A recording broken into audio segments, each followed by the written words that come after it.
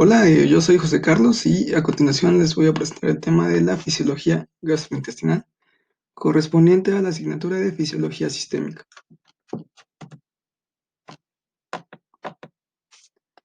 Bueno, partiendo de lo que son los principios generales de la fisiología gastrointestinal, vamos a iniciar con lo que son las divisiones por las cuales está a su vez subdividido todo el tejido pues, del tubo digestivo o el tejido gastrointestinal. Dentro de estas nos encontramos con que desde las porciones más superficiales a las porciones más internas, tenemos en primer lugar la serosa, seguida de la muscular, conformada a la vez por dos capas de muscular, una propiamente de músculo liso circular y de músculo liso longitudinal. Estas dos capas en conjunto van a ser aquellas que le permitan tener las diferentes acciones contráctiles debido a las diferentes uniones por las cuales se encuentran unidas este tipo de células. Y pues también las mismas uniones por las cuales están conformadas estas células permiten que haya una mejor difusión de los potenciales eléctricos para que a su vez se pueda realizar el proceso del peristaltismo. Posterior a este nos encontramos con la mucosa y un poco más arriba nos encontramos con la mucosa. Y bueno, a la vez, dentro de la submucosa y la submucosa nos encontramos con los diferentes plexos nerviosos, que van a ser propiamente el plexo de la submucosa o el plexo de Meissner y el plexo de la mucosa, que es el plexo mientérico o el plexo de Auerbach. Las diferencias a nivel de estos plexos son básicamente que el plexo mentérico va a ser propiamente en relación a las actividades motoras y contráctiles a su vez, teniendo diferentes efectos, que van a ser propiamente para el aumento de la contracción tónica, así como también para la contracción rítmica. También va a propiciar un ligero aumento de la frecuencia de la contracción y la propagación de diferentes señales nerviosas. Y en contraparte, el plexo de Meissner o el plexo de la submucosa va a ser, va a tener un ligero aporte para lo que va a ser el proceso contráctil, pero su principal función va a ser en relación a las secreciones intestinales y a las diferentes absorciones que existen a nivel local. Hablando del control nervioso, pues tenemos que va a estar determinado por el sistema nervioso simpático, así como por el sistema nervioso parasimpático. En relación a estos dos, tenemos que, mientras que el sistema nervioso parasimpático tiene una inervación proveniente del nervio vago que a su vez se va a subdividir en una porción, una división craneal y una división sacra. Hablando de la división sacra, esta se va a encontrar inervando principalmente el esófago, el estómago y el páncreas, y así como la porción más proximal del intestino, que va a ser la primera porción del duodeno. Y en contraparte, tenemos que la inervación simpática va a tener su origen principalmente de los segmentos medulares que van desde T5 a L2, y una vez que ha tenido su trayecto desde aquí, se va a dirigir hacia los ganglios mesentéricos, así como también los ganglios celíacos, y posteriormente va a salir como fibras que van a ser pues lógicamente ganglionares, y de aquí se va a dirigir a darle inervación a pues prácticamente toda la totalidad de las regiones del tubo digestivo. Es importante tener en cuenta que el simpático también va a tener acción de ciertos neurotransmisores, como lo va a ser la noradrenalina, secretada principalmente por el tracto intestinal, con acciones inhibitorias. Y pues también es importante que tengamos en cuenta que la acetilcolina, pues bueno, así como en la mayoría de los tejidos de nuestro organismo, aquí pues va a ser de una actividad principalmente de tipo estimulador, mientras que la noradrenalina, como dijimos anteriormente, casi siempre va a ser de acción inhibitoria. Ahora pasando un poco a lo que es la peristalsis, bueno, como término general sabemos que la peristalsis va a ser el movimiento contráctil o de propulsión que tienen diferentes órganos huecos para así facilitar el movimiento de diferentes componentes. Lo vamos a ver un poco más adelante, pero es importante que lo tengamos como una noción general. Ahora ya pasando como tal a lo que son las funciones motoras,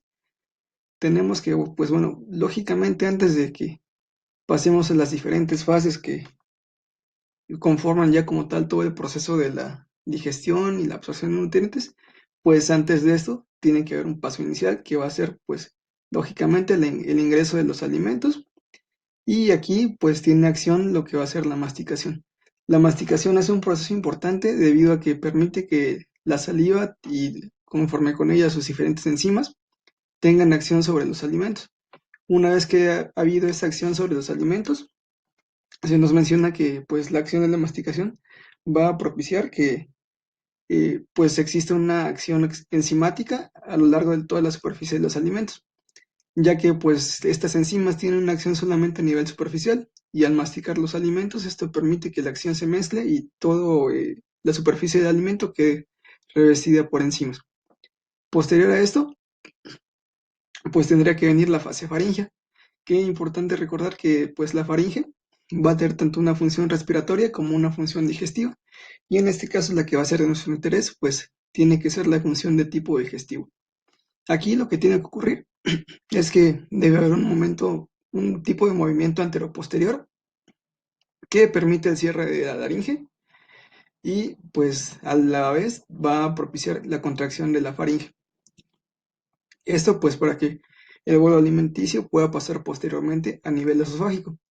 Ya una vez que estamos a nivel esofágico, tenemos dos esfínteres de interés, que son el esfínter esofágico superior, que es más que nada un esfínter de tipo fisiológico,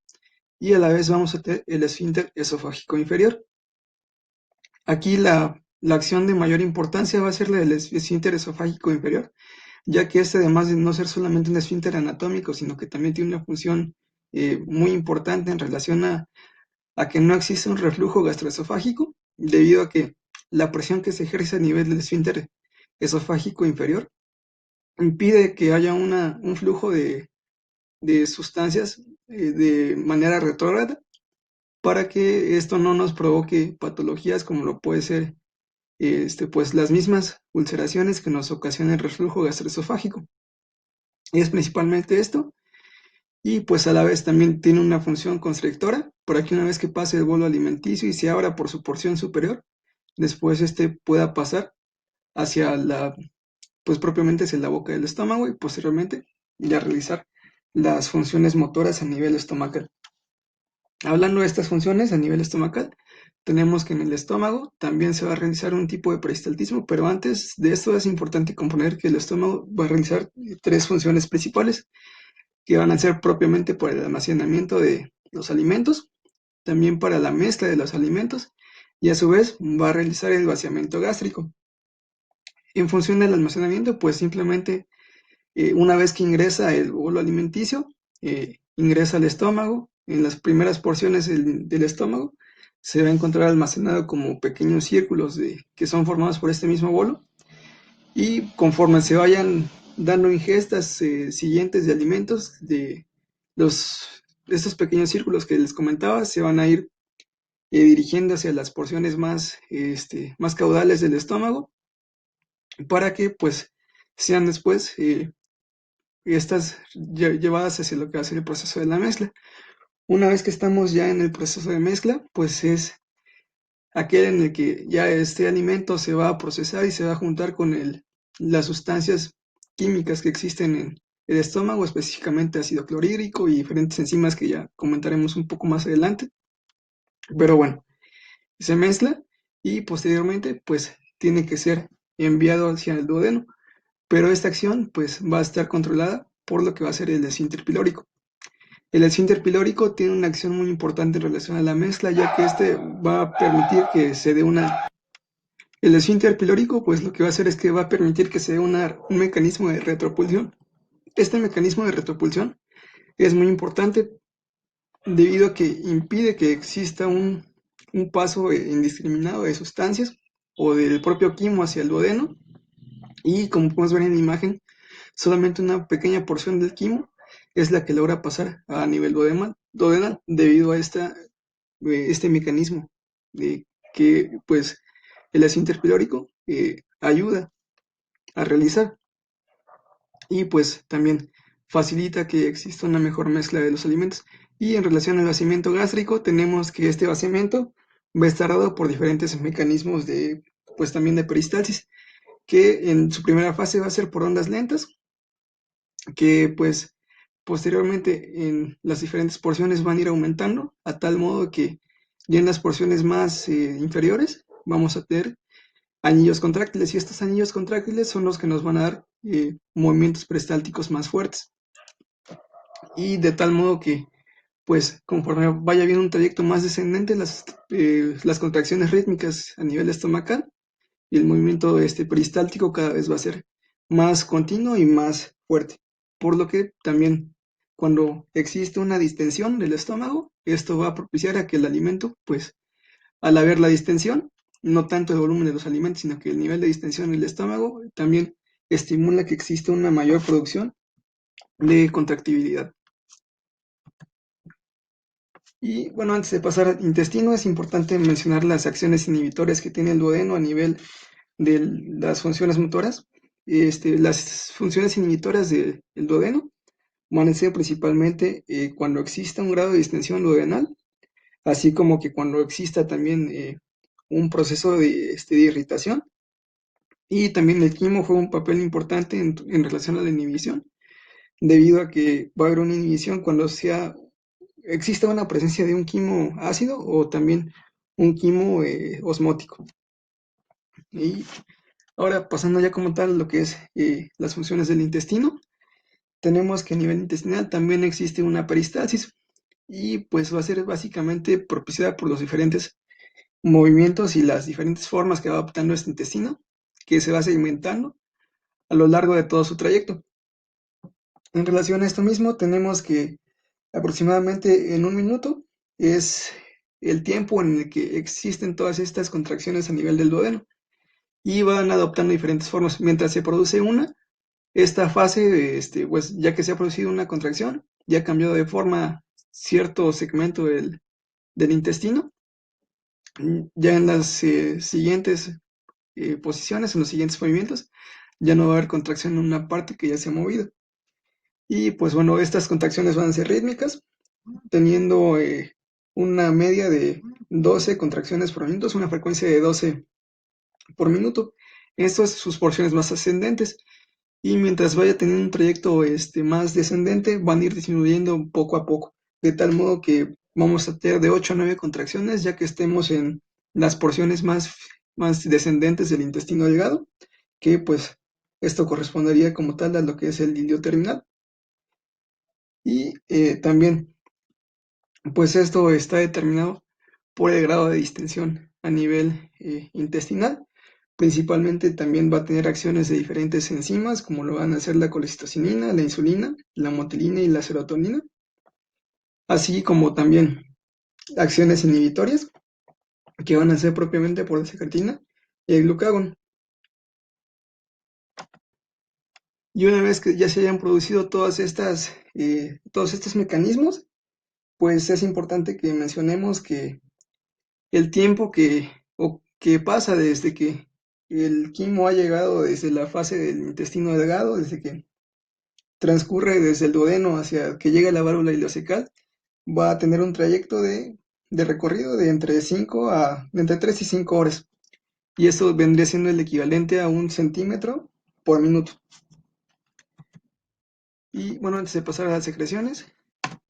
mencionar que a nivel de la válvula ileocecal, esta también nos menciona que es bastante importante en relación principalmente al esfínter ileocecal, debido a que la contracción a nivel del esfínter ileocecal también nos va a determinar que pues existe una menor velocidad del vaciado gástrico y a la vez de los contenidos del quimo que se encontraban en el intestino. Y pasando a lo que es el colon, también en esta porción encontramos diferentes procesos de mezcla y de segmentación que van a ser conocidos como las aftas del colon. Y pues estos movimientos, a diferencia del intestino delgado, que como sabíamos que tenían una duración de un minuto, en esta parte reducen a aproximadamente 30 segundos. Y por los siguientes 60 segundos, que pues vendría siendo lógicamente un minuto, se detienen, y pues sería el tiempo que tienen estas contracciones a nivel del colon. Y ahora pasando a las secreciones.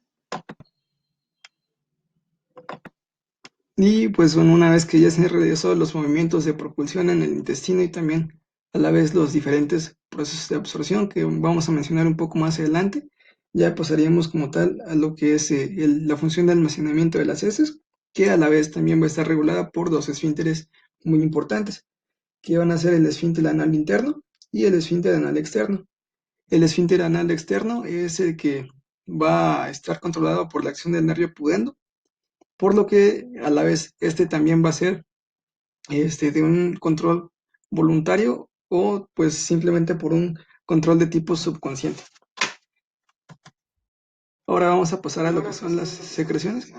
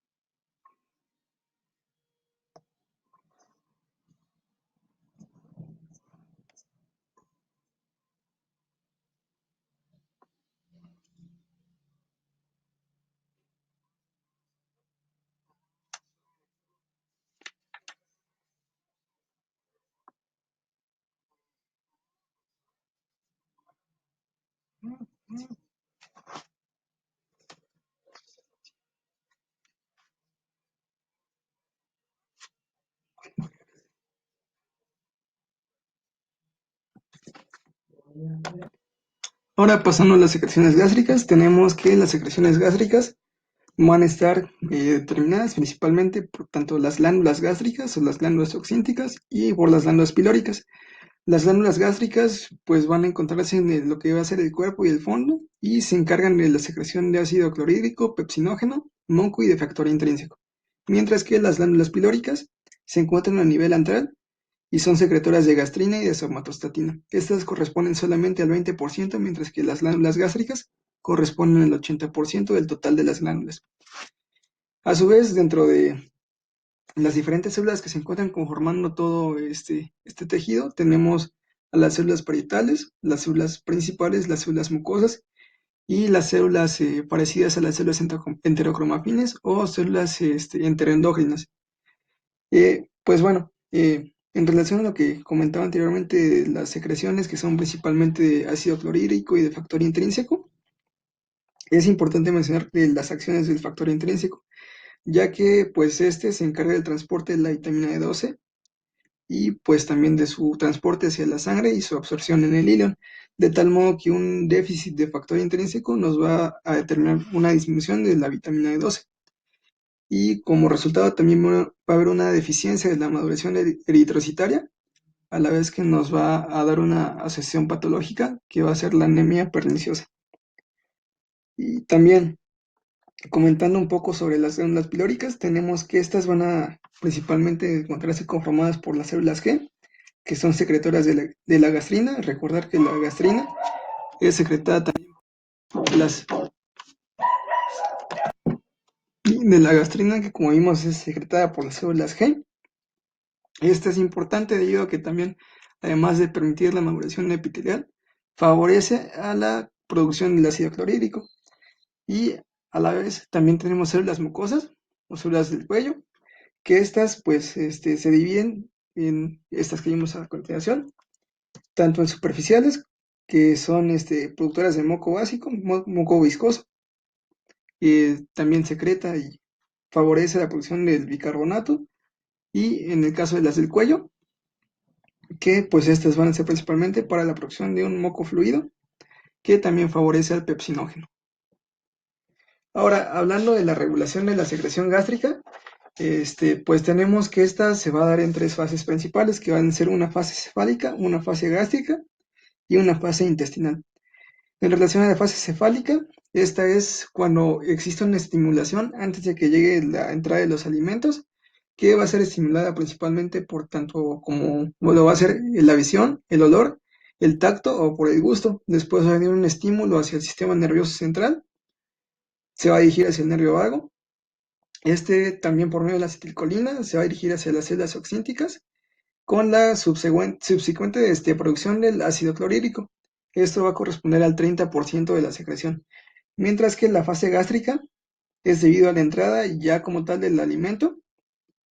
y esta va a activar el sistema nervioso entérico. Posteriormente va a venir una reacción producida por la acetilcolina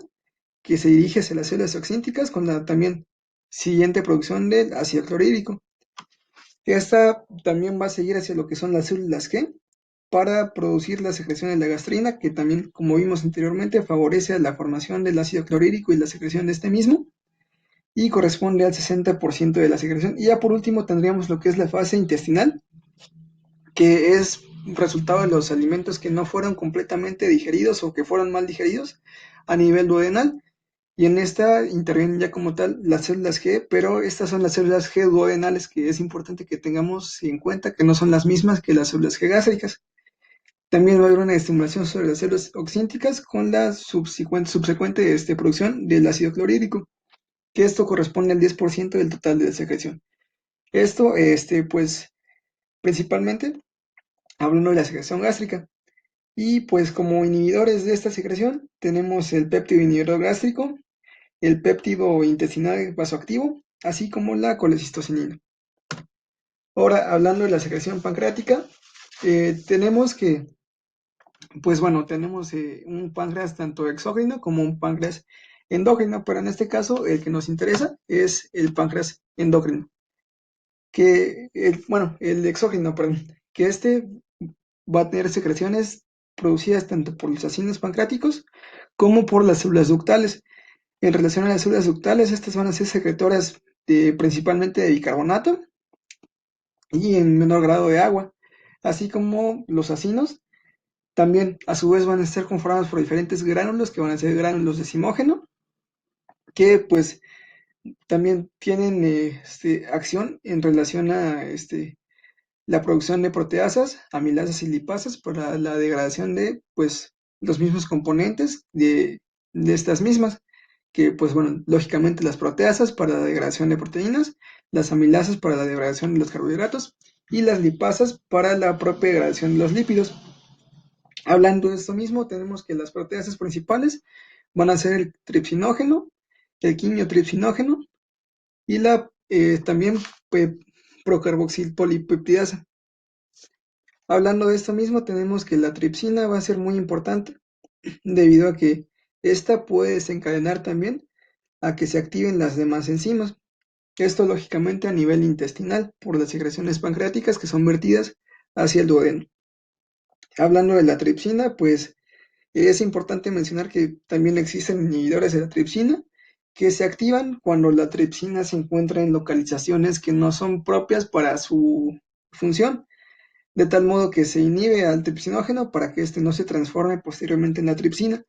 Y lo que ocurre en ciertos casos patológicos, como lo puede ser una pancreatitis aguda, es que este mecanismo no es funcional, de tal modo que sí se activa la tripsina y pues nos ocasiona ya las diferentes manifestaciones de la enfermedad. Y si pasamos ahora a lo que es la degradación de los carbohidratos, pues va a ser principalmente por la amilasa pancreática. La amilasa pancreática se va a diferenciar de la amilasa salival porque tiene una acción bastante más potente y pues principalmente va a ser por la degradación de almidones y de glucógeno. Y pues por último tendremos la lipasa que pues tal como su nombre nos indica, degrada lípidos, lo transforma hacia ácidos grasos y pues también va a haber diferentes acciones de fosfolipasas. Aquí tenemos ya un resumen que nos menciona todas las enzimas a nivel pancreático con sus diferentes mecanismos de acción. Es parte de lo mismo que ya comentamos, solamente que ya aquí viene más resumido. Y ahora pasando a lo que va a ser la secreción de la bilis, pues la bilis va a ser muy importante en relación al mecanismo también de la disolución de las grasas, el metabolismo de las grasas, y va a ser también muy importante la acción de la colecistocinina, que se encarga de contraer a la vesícula biliar para que ésta se vacíe y como resultado de su misma contracción se va a vaciar para que pues también se favorezca la absorción y pues el metabolismo de las grasas. Principalmente la bilis va a estar compuesta por las sales biliares, por bilirrubina, por colesterol, ácidos grasos y también ciertos iones como lo va a ser el sodio, el potasio, el calcio, cloro y el bicarbonato. Y una porción muy importante de esta composición va a ser la lecitina. Y pasando ahora ya como tal a lo que va a ser el proceso de la digestión, pues bueno, ya son las últimas partes de, este, me- de todos los mecanismos que se llevan a cabo en el tubo digestivo. Y pues también a su vez va a estar dividida en la digestión, ya sea para carbohidratos, ya sea también para proteínas o para grasas. Hablando primero de la degradación de la digestión o de la degradación de los carbohidratos, tenemos que pues en la primera fase va a ser por medio de la secreción de la saliva, que después se une a la tialina, y pues se va a encargar básicamente de la degradación de los carbohidratos más complejos, como lo va a ser el caso del almidón, y los va a tratar de transformar hacia los más simples, como lo va a ser la maltosa.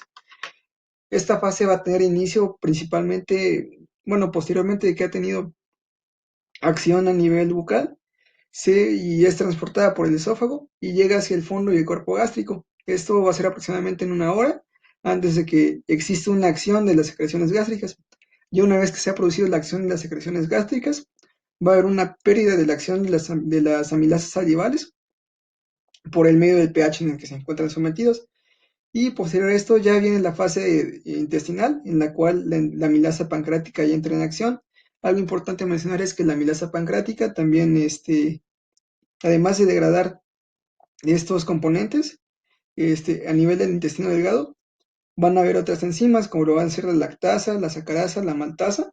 que se encargan de la hidrólisis de pequeños polímeros o también partículas no tan complejas de carbohidratos, como lo pueden ser disacáridos o monosacáridos, aunque en ciertos casos pueden ser también digeridos de una manera directa. Pero bueno, ya una vez que ha venido la fase en el duodeno, pasan los carbohidratos el yeyuno y para esta porción ya han sido prácticamente completamente eh, convertidos a maltasas. Ahora hablando de las proteínas, como puedes ver en la imagen, también es importante mencionar la acción que tiene en la pepsina, que esto va a ser principalmente para la degradación del colágeno y es importante en relación a las carnes por las diferentes fibras de colágeno que estas tienen. También favorece entre un 10 y un 20% la digestión de las proteínas, pero también va a ser una acción realizada sobre todo a nivel intestinal por medio de las diferentes secreciones pancreáticas y va a haber acción de enzimas como la tripsina, la quimiotripsina y las proelastasas y la carboxilipeptidasas, que son diferentes secreciones pancreáticas que mencionamos anteriormente. Dentro de estas peptidasas encontramos a las amilopeptidasas y a las dipeptidasas,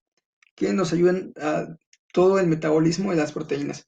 Y pasando por último a lo que son las grasas, mencionando el metabolismo de las grasas, tenemos que pues también su digestión va a ser prácticamente del todo en el intestino delgado y tan solo de un 10% o menos del 10% tiene una acción por medio de la lipasa lingual, pero esto es muy nulo. En sí, pues va a ser por medio de la emulsión de las grasas, que pues a la vez va a ser debido a los diferentes movimientos de agitación y de mezcla que existe a nivel gástrico. También aquí es muy importante la acción que tiene la bilis en relación a la formación de las sales biliares, los fosfolípidos y de la lecitina, que la lecitina, como mencionábamos anteriormente, es importante debido a que permite que los glóbulos grasos se fragmenten con facilidad, debido a que cuando existe la agitación del agua, la acción de esta enzima permite la disociación de los ácidos grasos, de tal modo que pues también en conjunto las sales biliares, los fosfolípidos y la lecitina permiten separar los diferentes ácidos monoglicéridos y transformarlos ya como tal hacia ácidos grasos libres. Y hablando de los triglicéridos, estos tienen un metabolismo levemente diferente porque también existe acción de la lipasa pancreática, que esta pues se encarga de transformar estos hacia ácidos grasos libres. Y pasando a ya lo último que sea en relación a la absorción. En el caso de la absorción es importante que mencionemos las diferentes acciones iónicas, principalmente del sodio, que va a ser muy importante para el transporte, ya sea tanto transporte de proteínas como transporte de los carbohidratos. En relación a esto, pues tenemos que nosotros que pues cada día tenemos que absorber un aproximado de 25 a 35 gramos de sodio y por las heces solamente se excretan un porcentaje correspondiente al 0.5% del contenido intestinal del sodio, que realmente es algo muy bajo. Solamente en las asociaciones patológicas es que existen excreciones que pueden llegar a ser potencialmente mortales en relación a la pérdida de sodio, pero pues es en casos muy graves. El sodio es importante debido a que permite que haya una difusión facilitada, un transporte activo secundario, un mecanismo de contratransporte, ya sea tanto de los carbohidratos o de las proteínas, como mencionaba anteriormente. Esto va a ser principalmente como un mecanismo de contratransporte de la glucosa, que es pues el producto que obtenemos de los carbohidratos, en la mayoría de los casos, que corresponde al 80% del total de los carbohidratos que son procesados. Y pues por medio de los diferentes receptores que existen a nivel intestinal, pues es que la glucosa y el sodio pasan juntos hacia el interior de los diferentes enterocitos. Y en relación al transporte de las proteínas, también va a ser por medio de un mecanismo bastante similar, a su vez, pues también propiciado por los diferentes receptores que existen a nivel celular. Esto pues mediado también por la asociación que hay a través de las membranas luminales de todo el epitelio intestinal. Y pues finalmente en el caso de las proteínas, lo que va a ocurrir es que pues se permite que exista una degradación, una reabsorción de proteínas debido a los diferentes complejos que son degradados. En el caso pues de las proteínas se pasaría a dipéptidos y tripéptidos y en ciertos casos pues a los aminoácidos que son el producto final de las proteínas. Y por último, en relación a la absorción de las grasas, se va a ver muy favorecida por las micelas biliares, que estas micelas biliares permiten que de cierto modo las grasas o los glóbulos grasos se internalicen hacia ellas mismas y esto permita posteriormente su hidrólisis y su reconversión hacia ácidos grasos libres. Y pues bien, eso sería todo en relación a la fisiología gastrointestinal. En términos generales, tal vez faltó comentar ciertas cuestiones, pero pues esto es parte de lo que conforma todo este proceso de la fisiología gastrointestinal.